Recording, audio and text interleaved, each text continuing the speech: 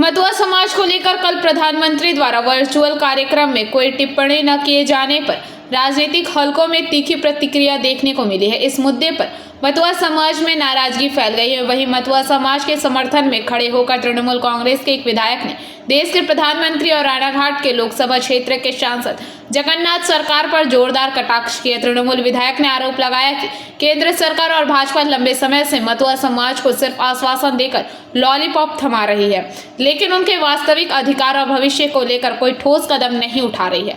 विधायक का कहना है कि प्रधानमंत्री की चुप्पी ने एक बार फिर साबित कर दिया है कि मतुआ समाज को लेकर भाजपा गंभीर नहीं है। वहीं इस पूरे मामले पर पलटवार करते हुए भाजपा सांसद जगन्नाथ सरकार ने तृणमूल कांग्रेस पर ही निशाना साधा। उन्होंने कहा कि तृणमूल मतुआ समाज को राजनीतिक फायदे के लिए इस्तेमाल कर रही है।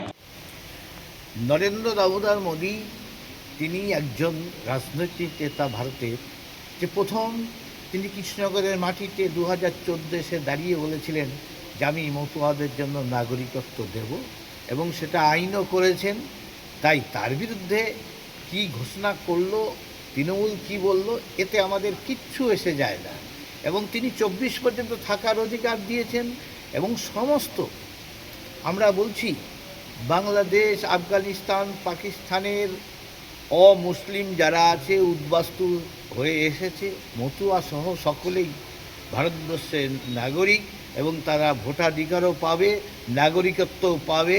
আর সেটা দেওয়ার দল একমাত্র ভারতীয় জনতা পার্টি, তার নেতা হচ্ছে নরেন্দ্র দামোদর মোদী। কি বলবেন এই বিষয়ে? এই কথাটা তো মাননীয় মুখ্যমন্ত্রী মমতা বন্দ্যোপাধ্যায়, আমার নেতা অভিষেক বন্দ্যোপাধ্যায় বারংবার মতুয়াগড় বলে পরিচিত এই জায়গাগুলো, তাহিরপুর, মেদিনীপুর, হাসখালি, বগুড়া, এই সমস্ত জায়গাতে এই কথাগুলো বারবার বলে গেছে। প্রথম বিষয় হচ্ছে যে মতুয়াদের যে নাগরিকত্ব, সেই নাগরিকত্বের মাধ্যম তাদের যদি পেতে হয় তাহলে তাদের সিএতে আবেদন করতে হবে। আমরা প্রথম থেকে দাবি করেছিলাম যে কেন্দ্রীয় স্বরাষ্ট্র দপ্তর এক পরিষ্কারভাবে জানাক যে কতজন আবেদন করেছে এবং কতজন পেয়েছে নাগরিকত্ব সিএ এর মাধ্যমে। এই রিপোর্ট কিছু নেই। দ্বিতীয় হচ্ছে খুব ভাইটাল কথা, যে যেভাবে এসআইআর হচ্ছে, সেই এসআইআর যে ডকুমেন্টসের কথা বলা হয়েছে, সেই সব ডকুমেন্টস কিন্তু মতুয়াদের কাছে থাকবে না। এটাই স্বাভাবিক, এটার মধ্যে অস্বাভাবিক কিচ্ছু নেই। তাহলে মতুয়ারা সিএতে আবেদন করবে, 100% সঠিক, তাদের করতে হবে।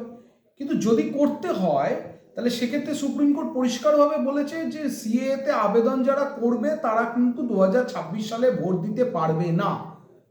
তাহলে তাদের ভবিষ্যৎটা কি হবে? তাহলে এসআইআরে তাদের নাম বাতিল হয়ে গেল, সিএতে তারা আবেদন করলেন কিন্তু তারা 2026-এ ভোট দিতে পারবেন না। এইটার জন্য কালকে প্রধানমন্ত্রীর থেকে আরো অনেক কিছু আমরা প্রত্যাশা করেছিলাম। এবং আর একটা জিনিস খুব দুঃখ লাগলো। Bureau report, PBTV news.